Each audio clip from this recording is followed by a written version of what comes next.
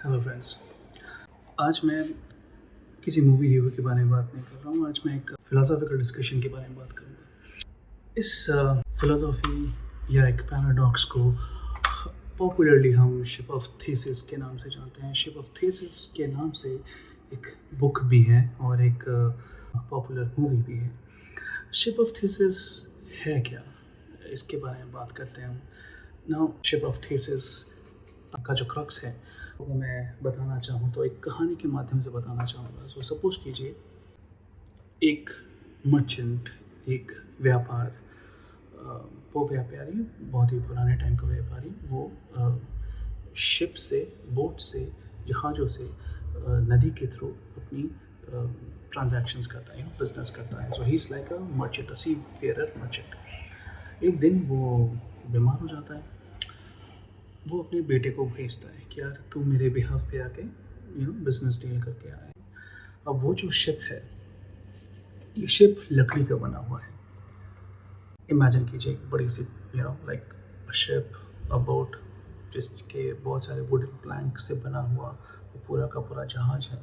तो ये जो बेटा है, इस मर्चेंट का बेटा, वो ये देखता है कि काफ़ी सारे जो वुडन प्लैंक्स हैं, कुछ ऐसे वुडन प्लैंक्स हैं जो सड़ गए हैं, एल्गी लग गए हैं, मॉस लग गए हैं, काई जमना जिसे कहते हैं वो लग चुका है और काफ़ी और रिपेयरिंग वर्क की ज़रूरत है। ये जो बेटा है वो क्या करता है कि उन उन वुडन प्लैंक्स को उन्हें चेंज कर देता है, नए फट्टे लेकर आता है, नए वुडन प्लैंक्स लेकर आता है।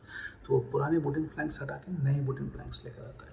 अब जैसे तैसे वो और भी रिपेयरिंग वर्क की अपॉर्चुनिटीज़ देखता है कि यहाँ पे ये फिक्स करना चाहिए, वहाँ पे वो फिक्स करना चाहिए। वो पूरा रिपेयरिंग वर्क एक तरह से नया करके वो शिप वापस ले आता है।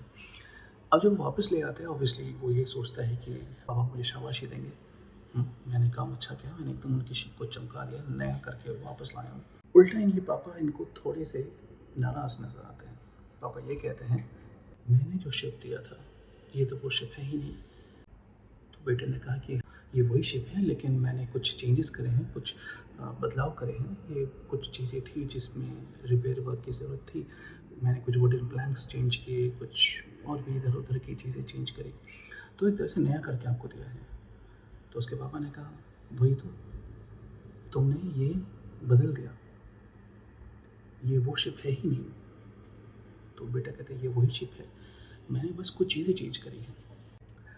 अब यहाँ पे एक सवाल आता है कि क्या आपकी आइडेंटिटी को, आपकी चेंज या कंटिन्यूटी को, इसके बारे में एक सवाल खड़ा करता है कि ऐसा क्या है जो हमें हमारी आइडेंटिटी को, हमारी ओरिजिनलिटी को बाइंड करता है, वो एक मतलब देता है, एक वजूद देता है। एक, क्या वो हमारी फिज़िकल आइडेंटिटी है, क्या वो हमारे फिज़िकल कैरेक्टरिस्टिक्स हैं, या हमारे पर्सनैलिटी या इमोशनल या आंतरिक स्वभाव से एक ट्रेट है। जैसे कि मैं ऐसा दिखता हूँ, मेरे ऐसे बाल हैं, मेरी स्किन कलर है, जो भी मेरी हाइट वेट वगैरह है, वो एक फ़िज़िकल कैरेक्टरिस्टिक्स को दर्शाता है।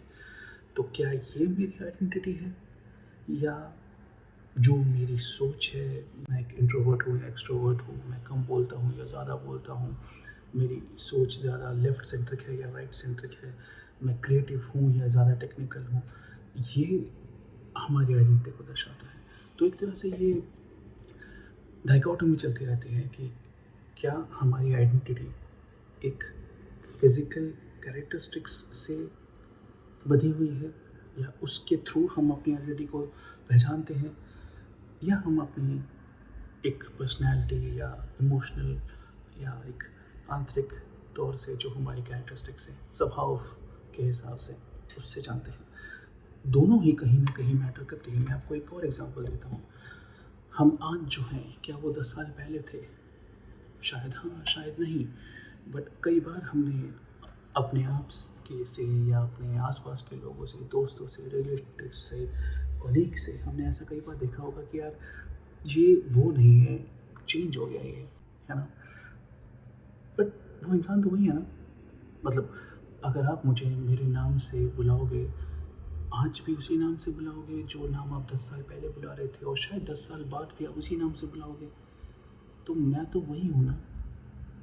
बट हो सकता है ये 10-20 सालों में मेरी जो एक नेचर है, एक पर्सनैलिटी है, एक कैरेक्टरिस्टिक ट्रेट है, वो चेंज हो गई हो। ना द क्वेश्चन इज, वो मोमेंट कब आता है जब हम बोले कि ये चेंज हो गया है? क्या वो एक चीज़ पे ही चेंज आएगा? मतलब एक कोई भी ट्रांसफॉर्मेशन हुई तो वो चेंज हो गया, या कंटिन्यूसली काफ़ी देर तक वो चेंजेस लगातार होते रहे तो वो चेंज माना जाएगा ना? क्योंकि ये फिलोसॉफिकल पैराडॉक्सिकल क्वेश्चन है, इसका कोई येस एंड नो या बाइनरी में आंसर नहीं होता है। ये बस आपके एक थॉट प्रोवोकिंग स्टेटमेंट है। तो इसमें बेसिकली आपकी रियलिटी, आपके जो टाइम बेस्ड पर्सनल आइडेंटिटी मैं कहूँ, उस पे आपको सोचने में थोड़ा सा मजबूर कर देता है कि मैं क्या हूँ, मैं जो एक जिसको हम समझते हैं कि यार ये इसकी आइडेंटिटी है, क्या वो वाकई में उसकी आइडेंटिटी है या वो कुछ और है? नाउ अगेन, मैं हो सकता है कि आपको लगे कि ये किस तरह के सवाल पूछ रहे हैं, बट अक्सर फिलोसॉफिकल क्वेश्चन ऐसे ही होते हैं। वो आपके माइंड को सोचने में मजबूर कर देता है, एक टॉपिक दे देता है कि आप डिस्कस करो, और आप फील फ्री कि आप कमेंट में आप मुझे बताओ कि आपके हिसाब से क्या है हमारी आइडेंटिटी। क्या वो पर्सनैलिटी ओरिएंटेड है, क्या वो फिज़िकल ओरिएंटेड है? नो, फिज़िकल ओरिएंटेड भी जो कह रहे हैं वो गलत नहीं है, क्योंकि हम जब किसी को एक बार देखते हैं, कई बार हम बोलते हैं कि अरे वो लंबा सा लड़का जो जा रहा था, या वो जो भूरी आंखों वाली जो लड़की जा रही थी, या वो जिसके बाल थोड़े से ऐसे हैं, या अरे वो जो दाढ़ी वाला लड़का जा रहा था जिसने वो रेड शर्ट पहना हुआ है, ये सब फिज़िकल कैरेक्टरिस्टिक्स हैं। हम ऐसे भी तो लोगों को पहचानते हैं ना, तो वो आइडेंटिटी गलत तो नहीं है। नो, सिमिलरली हम इमोशनल या पर्सनैलिटी ओरिएंटेड जो आइडेंटिटी होती है, उससे भी हम कई बार देखते हैं, अरे ये वो इंसान है ना जो थोड़ा सा कम बात करता है, अरे वो तो बहुत बात करता है, अरे वो जो सहमा हुआ सा रहता है, अरे उसकी लीडरशिप क्वालिटी बहुत अच्छी है। तो एक तरह से इस तरह के भी तो हम रेफरेंसेस देते हैं ना अपने आसपास के लोगों को। तो फिज़िकल कैरेक्टरिस्टिक्स और पर्सनैलिटी कैरेक्टरिस्टिक्स दोनों ही कहीं ना कहीं मेरे ख्याल से मायने रखते हैं। हम ये जो चेंज है इसको डिफ़ाइन कैसे करेंगे? कब वो चेंज हुआ, या वो चेंज हुआ भी या नहीं? क्योंकि ट्रांसफॉर्मेटिव जर्नी में चेंजेस तो होते रहते हैं, राइट? एक और एग्जांपल दूंगा।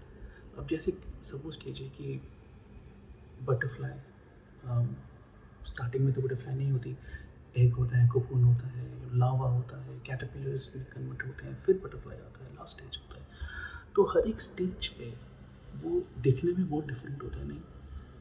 बट उसकी सोल तो वही रहेगी ना। ना, क्या हम कहते हैं कि स्टार्टिंग में जब वो लावा था वो डिफरेंट था, कैटरपिलर था वो डिफरेंट था, बटरफ्लाई हुआ तो वो डिफरेंट हो गया, फिजिकली डिफरेंट हुआ, बट वो शख्स तो वही रहा ना, वो क्रीचर, वो उसका सोल, उसकी एनर्जी तो वही रही ना। सेम वे हमारे साथ भी हमारी आइडेंटिटी भी वही रही या फिर नहीं रही, ये मैं आप पे छोड़ता हूँ। मैं ज़्यादा इस बात को खींचूंगा नहीं, क्योंकि एक पैराडॉक्सिकल क्वेश्चन है और इसका कोई अंत नहीं है। मैं बस इस तरह के काफ़ी एक एक्सपेरिमेंटल थॉट प्रोसेस में, जहाँ पे हम फिलोसॉफी के बारे में बात करें, या और भी इस तरह के इंटरेस्टिंग टॉपिक्स के बारे में बात करें, वो मैं आपके सामने लाना चाह रहा हूँ। अपार्ट फ्रॉम द रिव्यू चलती रहेगी, बट ये मैं एक नया एंगल मैं अपने चैनल के माध्यम से आपके थ्रू लाना चाह रहा था। बट बताइए कि क्या आप इस तरह के डिस्कशंस से और वाकिफ़ होना चाहोगे और इंटरेस्टेड रहोगे?